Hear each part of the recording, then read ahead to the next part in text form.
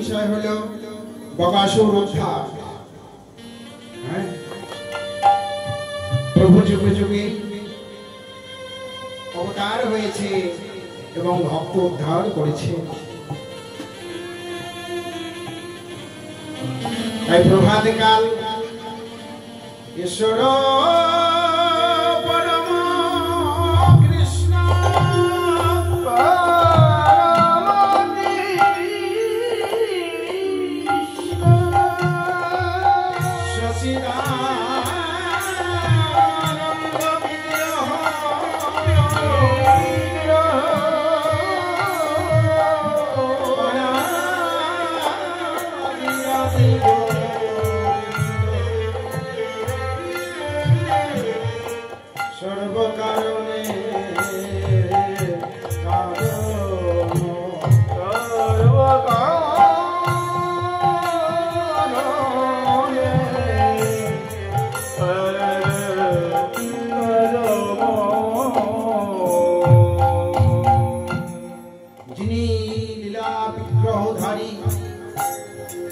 সর্বকারণের কারণ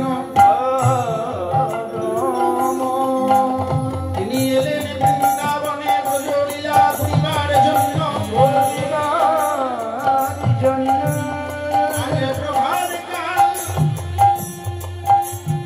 দর্শনে মনে হলো সেই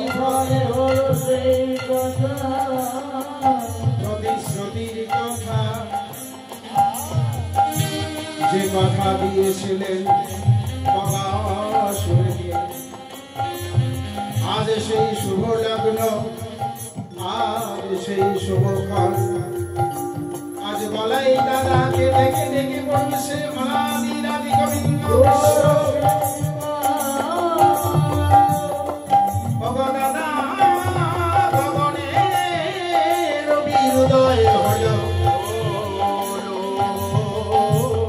আজ কি ঘটে যাবে না দাদা?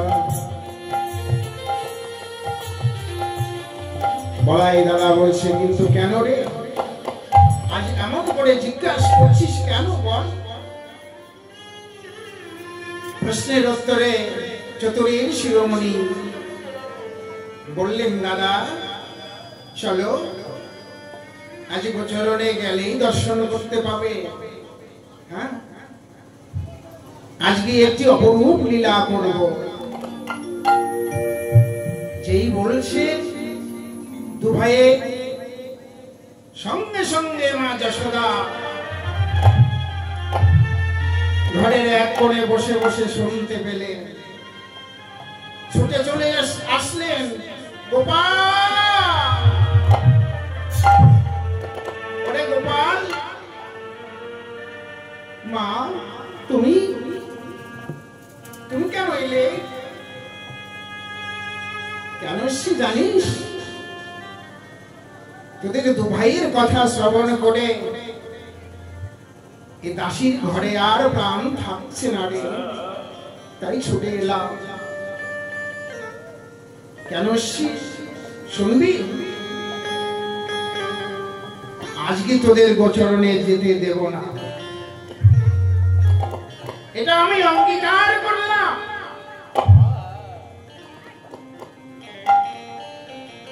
চতুরের শিরোমণি বলাই দাদাকে ইঙ্গিত করে বললেন, দেখো দাদা এবারে কি হবে? আমাদের হৃদয়ে যে বাসনা জেগেছে, এই বাসনা পূরণ করবি কেমন করে দাদা?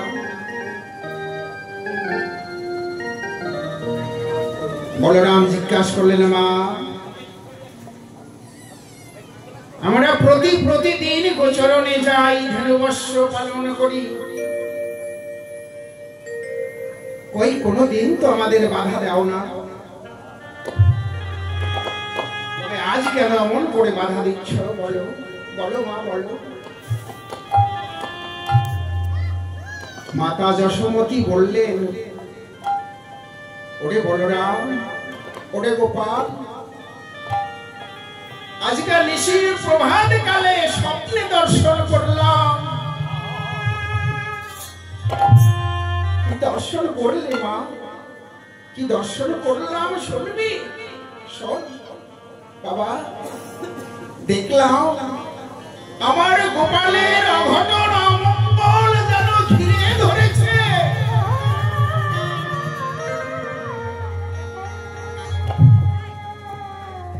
বাবা এখানে স্বপ্নে দর্শন করে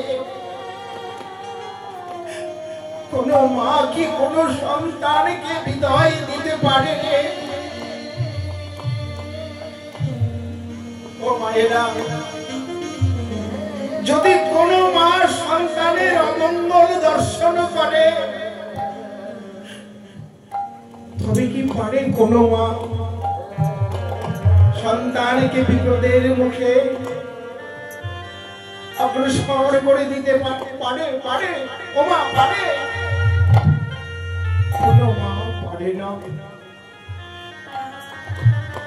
তাই গোপাল রে, আমি অস্তরের বনে যেতে দেব না।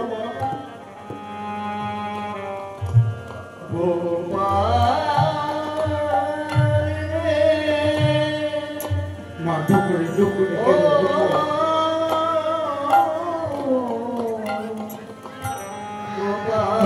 আর বলছে, কি স্বপ্নে দর্শন করলাম জানিস? কি করে জানবো মা? তুমি তো আমাদের বলনি, দাদু আরো বলো। মা আমার কাছে আর বলছে, নিশির শেষ ভাগে আমি স্বপ্নে দর্শন করলাম, কে জানো আমায় বলে গেল, ওরে গোপাল, ওরে ওরে বলরাম, কে যেন বলে গেল, ওমা যশোদা, ওমা নন্দরানী, তোর গোপালকে আজ গোচরণে পাঠাসনি মা।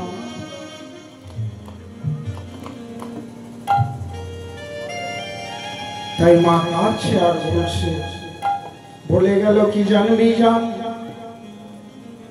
বলে গেল তোর গোপালে লো কায়ে রাখি ওমা নন্দরানী, তোর গোপালে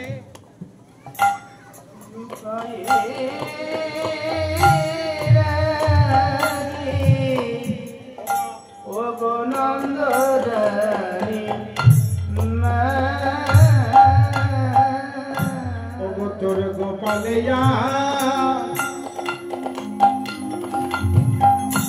লোকায়ে রাখি ওমা নন্দরানী,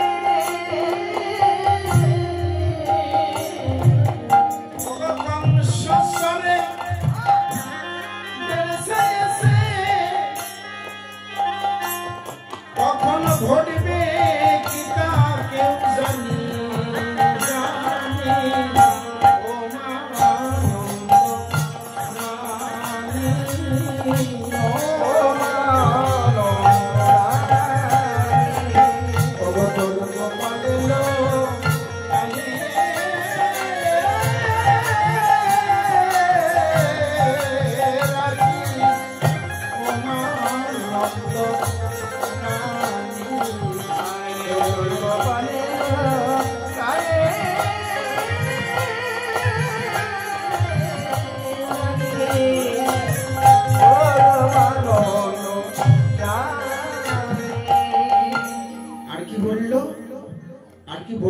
বলিস বাবা?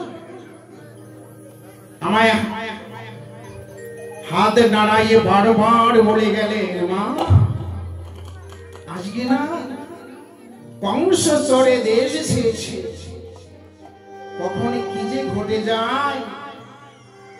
ওমা তাই তোমার পর ধরে বলছি, তোমার গোপালকে আজ বনে পাঠিও না।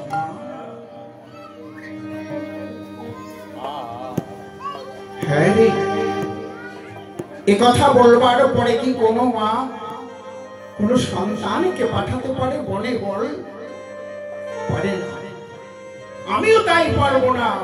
আমি তোদের নিষেধ করছি, আজ গোচরণে যাওয়া হবে না, হবে না, হবে না।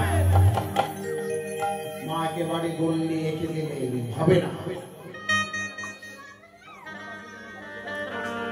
কেন হবে না মা? প্রতিদিন তো যাই, আবার ফিরে আসি। হবে না কেন জানিস? বলে গেল কি? বলে গেল দেশে মাতই গোঠে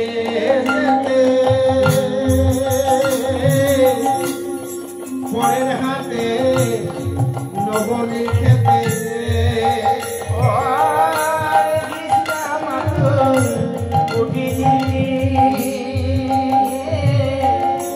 পরের হাতে নবনী খেতে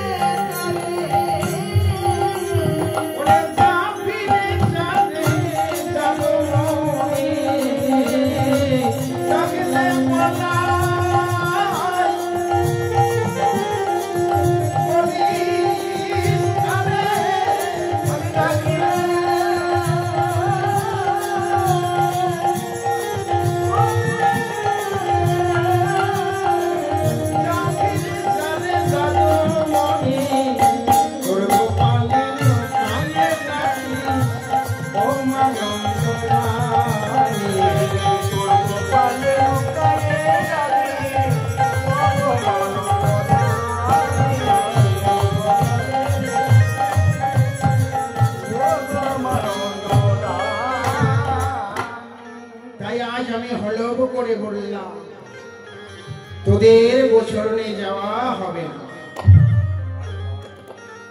স্বপ্নে কি দেখেছো মা? তাই বলে কি তোমাদের ওই ধনুবর্ষ অনাহারে থাকবে? ওমা, পিতানন্দ বলেছে আমার পিতৃধন লালন পালন করতে যায়নি, তাই গৌর হরি। কত সুন্দর কথাটি লিখে গেলে। ও মায়েরা, প্রতিটি সন্তানের দায়িত্ব হলো পিতৃধন পালন করা, তাই গৌর হরি বল।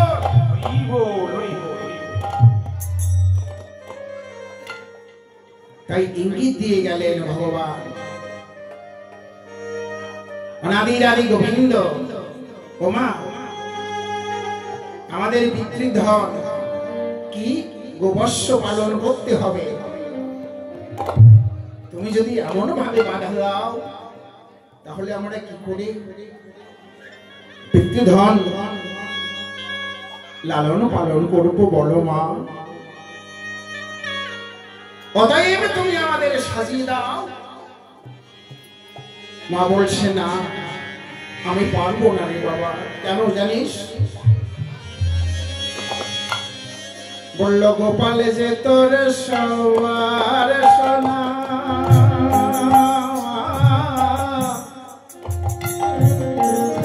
ওই পূর্ণমাসী সাদের কন্যা,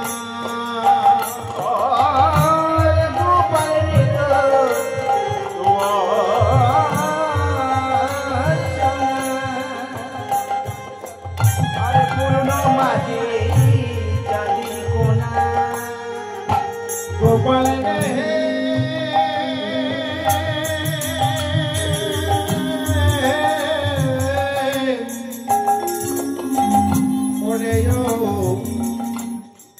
গোপাল যে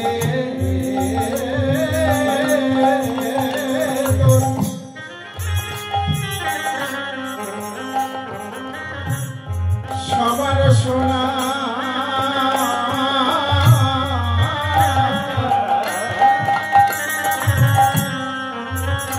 ও সেই পূর্ণমাসী সাদের কোনা,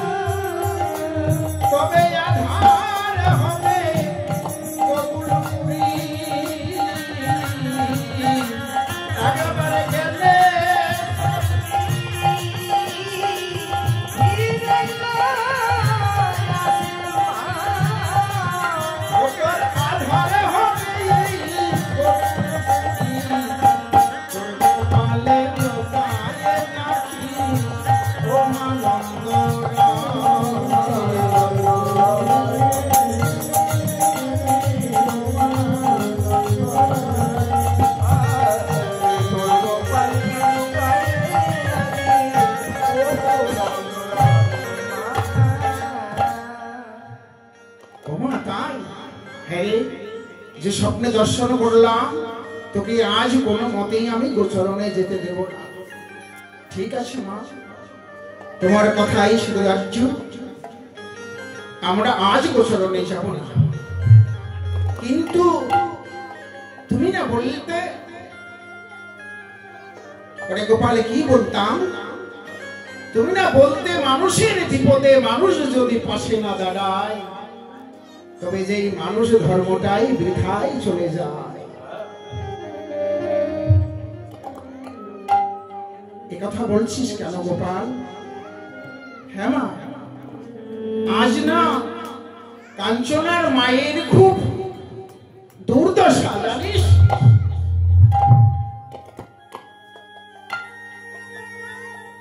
কি হয়েছে মা? জিজ্ঞাসা করলেন।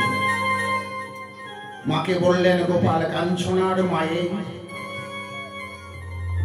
পায়ে বিশাল একটি আঘাত পেয়েছে, তাই কর্ম করার মতো কেউ নেই। তাই গৌর হরি, তাই আমরা পাশে গিয়ে দাঁড়াতে চেয়েছিলাম, কিন্তু তুমি আমাদের যেভাবে নিষেধ করলে মা, কি করে তা সম্ভব বলো?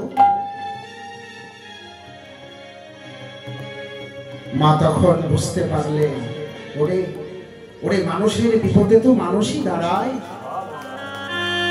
বেশ, এটা যদি সত্য হয়ে থাকে তবে তোদের নিষেধ করি না, কিন্তু বনে কখনো যাবি না, কথা বল।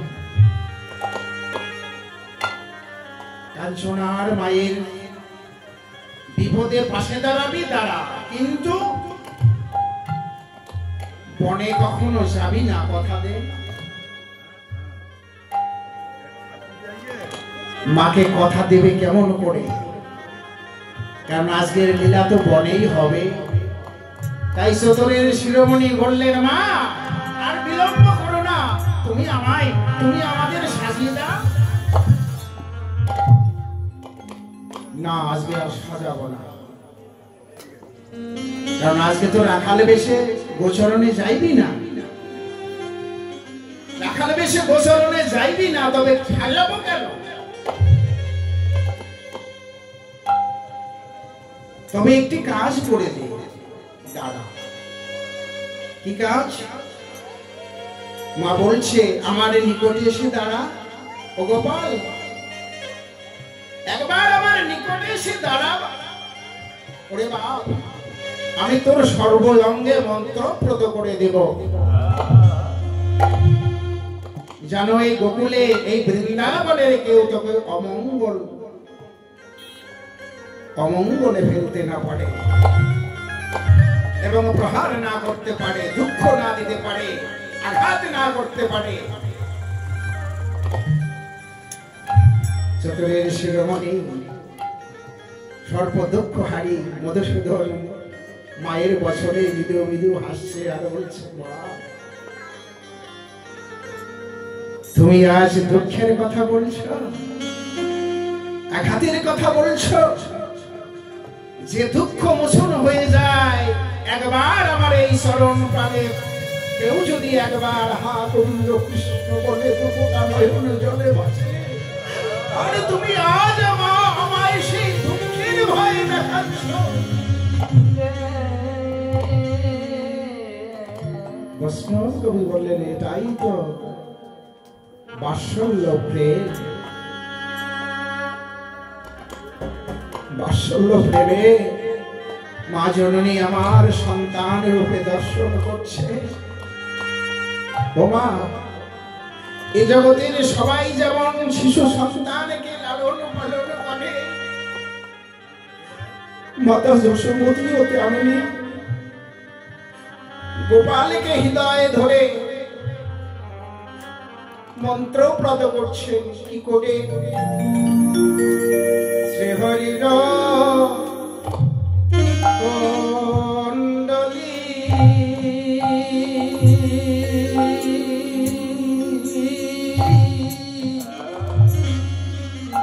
ওরে শ্রী বিষ্ণু বাহরি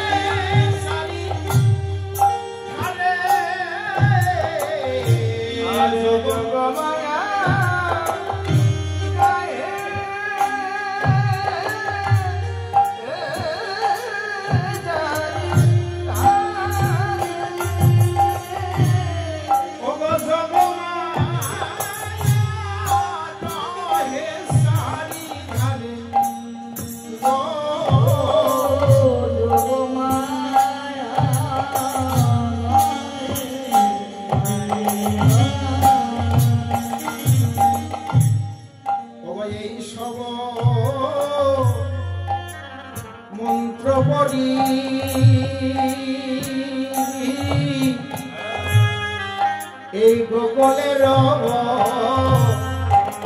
ধুলি পানি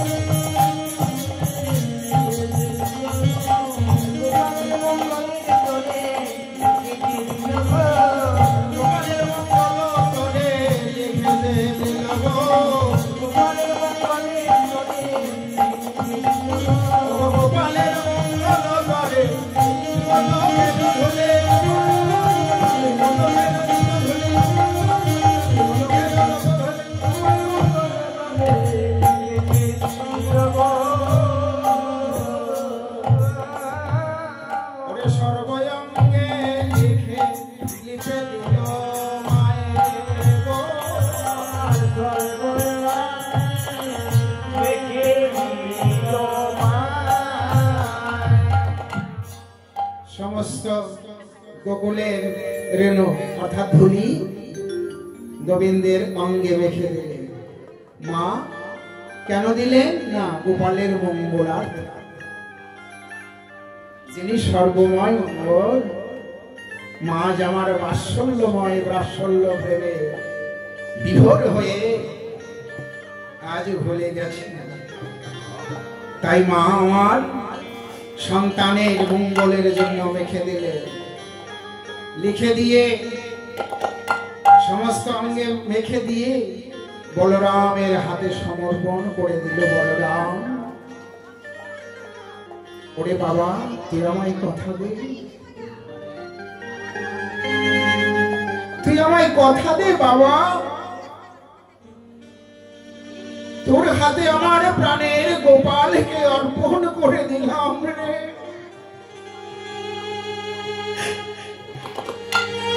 আমার গোপালের যেন কোনো অমঙ্গল না হয়।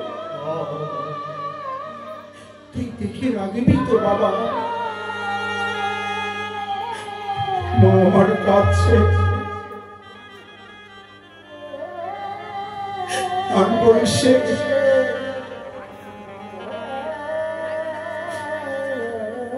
শোনায় রে বলরা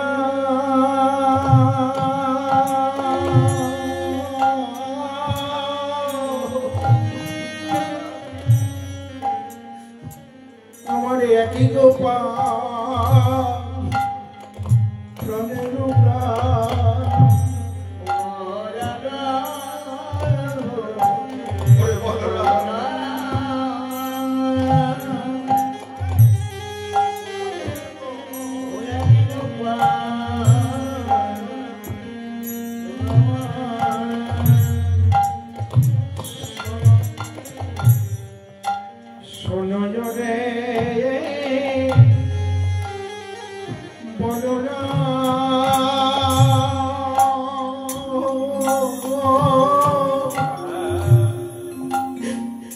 গোপাল যে প্রাণের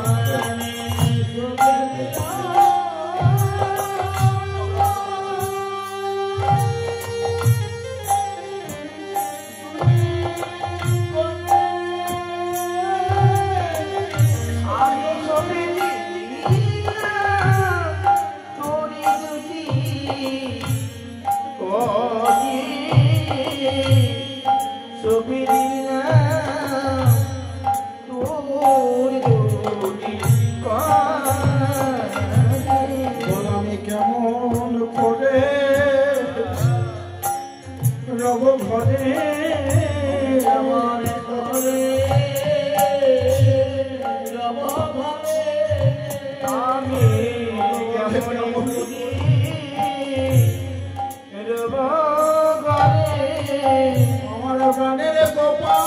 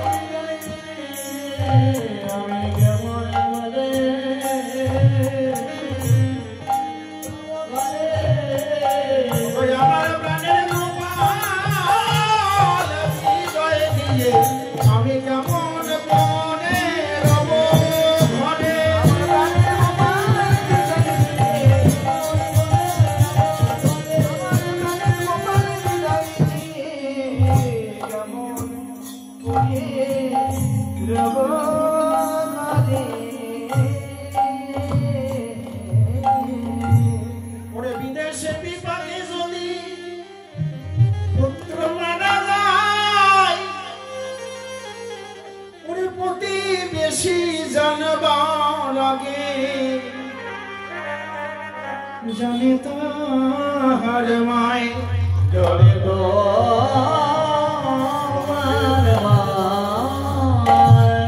আজ আমার গোপালের অমঙ্গল হতে পারে, তাই আমি স্বপ্ন দর্শন করেছি, তাই তরে করে সমর্পণ করেও যেন আমি নিজেকে ধরে রাখতে পারছি না।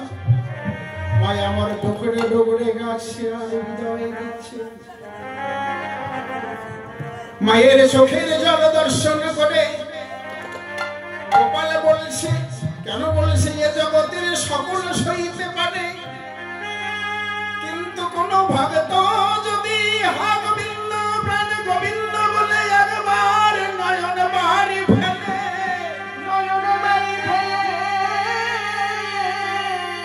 সকল সইতে পারে বটে, কিন্তু সেই নয়ন বাড়ি সইতে নড়ে, নয়ন বাড়ি সইতে না রে। তাই গোপাল কেঁদে কেঁদে বলছে, মাগো তুমি এমন করে কেঁদো না গো মা, তোমার চোখের জলে কদি যে আমার যায়, তোমার চোখের জলে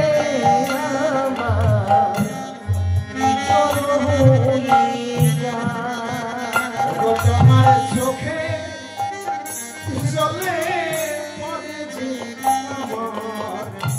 পিছল হয়ে যায়,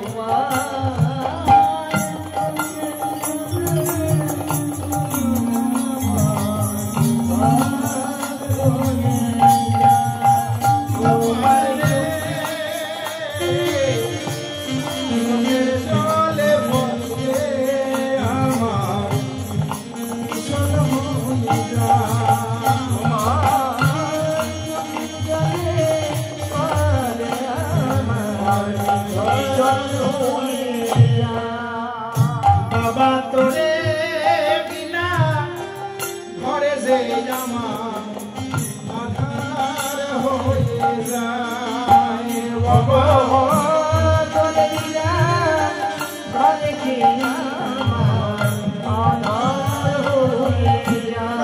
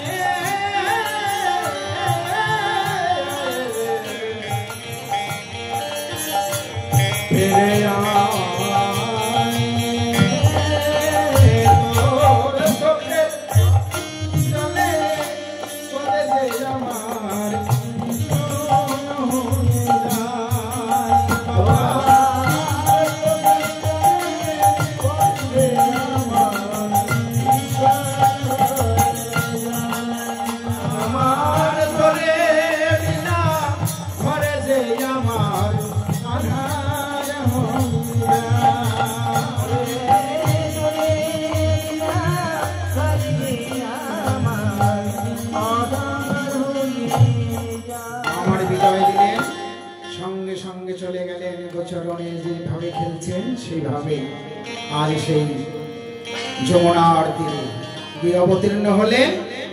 যেই যমুনার তীরে অবতীর্ণ হলেন, কংস রাজা ভাবে মনে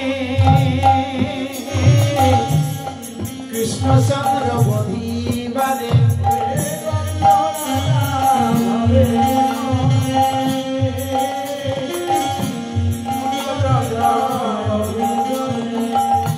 ডাকিলেন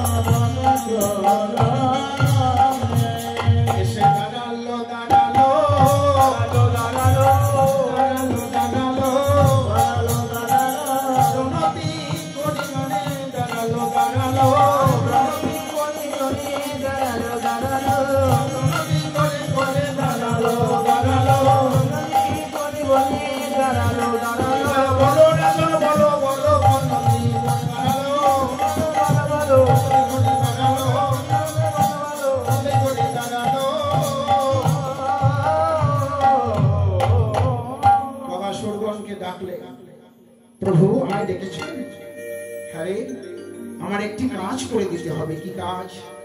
যে আমার যে পরম শত্রু বকাসুর শ্রবণ করে বললেন, কি বলছ প্রভু, তোমার আমার শত্রু?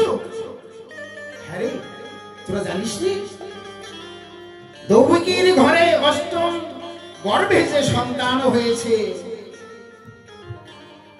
ওই আমার পরম শত্রু, তার নাম কৃষ্ণ। হ্যাঁ, তাই তাকে বধ করতে হবে। জয় আদেশ্যাম, তুই পারবি তো? তাই তাকে বধ করতে ভজনমণিদেরকে বাড়ানো যাইতেছে যে আপনারা অতি শীঘ্র মন্দিরে চলে আসুন। আপনাদের ভোগারতির গান করার সময় উত্তীর্ণ হচ্ছে, আপনারা তাড়াতাড়ি চলে আসুন। জয় আদেশ্যাম মন্ডল, আপনি আপনার সম্প্রদায় নিয়ে তাড়াতাড়ি চলে আসুন। হরিবল হরিবল। তাই কি করলেন? প্রভুর আদেশে আর বিলম্ব করলেন না। বকাসুর বললেন, প্রভু তোমার আদেশ শিরোধার্য, আমি হিতমাস্তকে করে চললাম, দেখি তোমার শত্রু কি করে টিকে থাকে এই বৃন্দাবনে। চললেন দুবাহু উত্তোলন করে, গিয়ে দাঁড়ালেন সেই যমুনার তীরে। দেখিলেন চাঁদের বাজার যেন খেলা করছে। এই চাঁদরূপী শিশুগণ দর্শন করে বকাসুরের হৃদয়ে মমতা জন্মালো। দুনয়নের জল ছেড়ে দিয়ে বলছে, আমি কি করে নবজাত শিশুকে ধ্বংস করব? কিন্তু না করেই কি করব? প্রভুর আদেশ তো অবজ্ঞা করা যায় না।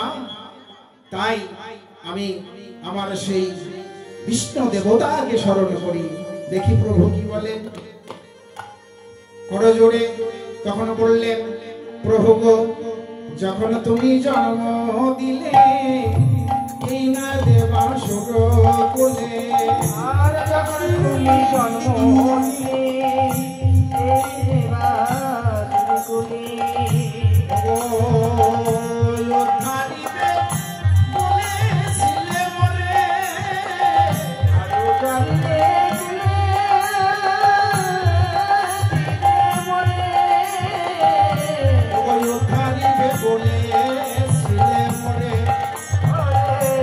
ধারিবে বলেছিলে মরে, ওয়ে বৈষ্ণব দাসে বলে পাপ পুণ্য সমূলে,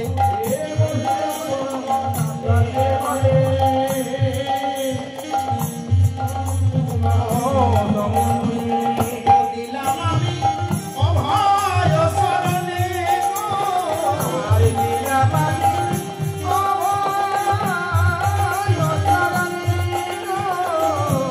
দিলাম আমি অভয় শরণে,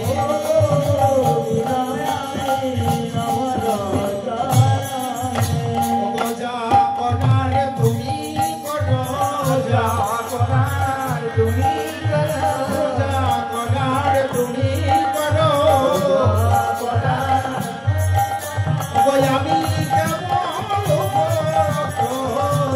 করার তুমি করো, আমি কেবল যা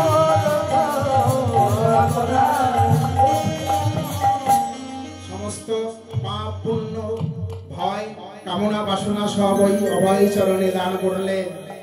তাই প্রভু আর ভক্তের আকুতি মিনতি সহ্য করতে পারলেন না। তাই তাকে উদ্ধার করবার জন্য দুটি বাহু উত্তোলন করে গিয়ে জড়িয়ে ধরলে। যেই জড়িয়ে ধরেছেন সমস্ত শিশুকুলকে একে একে একে একে বকাসুর ভক্ষণ করতে শুরু করলেন। ভক্ষণ করেছে, সঙ্গে সঙ্গে সবাই চিৎকার করে বলছে, গোপাল রে, প্রাণের গোপাল রে, এবার রক্ষা কর ভাই।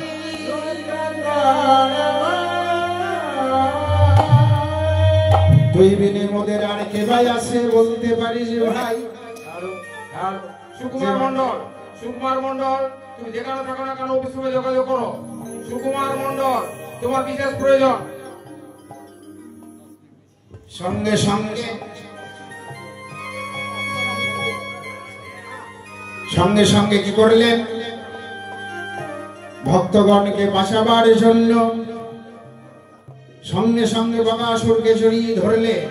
যেই বকাসুরকে জড়িয়ে ধরেছে সঙ্গে সঙ্গে আমার অনাদি আদি গোবিন্দকে ভক্ষণ করলেন। যেই ভক্ষণ করেছে তদ্রূপ ভগবান আমার সেই বলিষ্ঠ মূর্তি ভুজা মূর্তি ধারণ করলেন।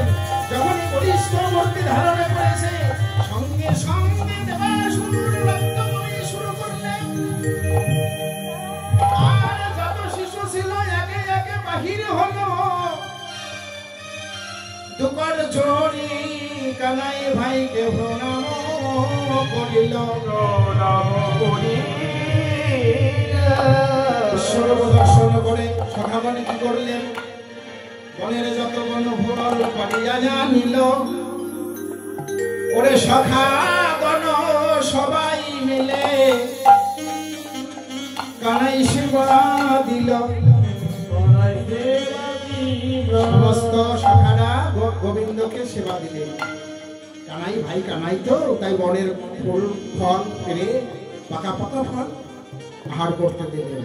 হ্যাঁ, সেবায় অন্তে সকলে রাখাল প্রসাদ পাইল।